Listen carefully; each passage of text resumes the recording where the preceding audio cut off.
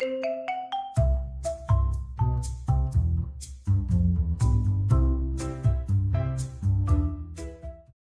you ever wondered why some legal rules apply everywhere in your state, while others seem to be unique to your city or town?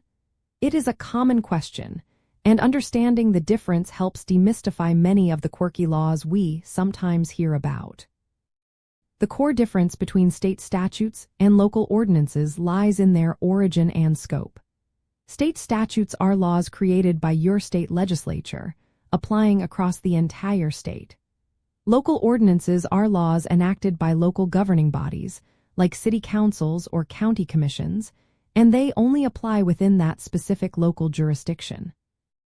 Think of it this way: the state legislature has broad authority to create laws concerning major areas like criminal offenses, traffic regulations that apply statewide, or statewide health and safety codes. These are enacted at the state capitol. Local governments, however, derive their power from the state through what is often called Dillon's rule or home rule authority. They can create laws specific to their community's needs, as long as those laws do not conflict with or attempt to override state statutes or the state constitution. This means that while a state might have a general law about noise disturbances, a city could enact a more specific ordinance setting quiet hours for residential areas within its boundaries. Similarly, a state may requiring all vehicles to stop at red lights, but a city could add an ordinance about parking restrictions on certain streets or regulating sidewalk vendors. Local governments can address community-specific issues that the state legislature might not have the time or localized knowledge to manage. A fascinating aspect of this structure is how it impacts historical or unusual laws.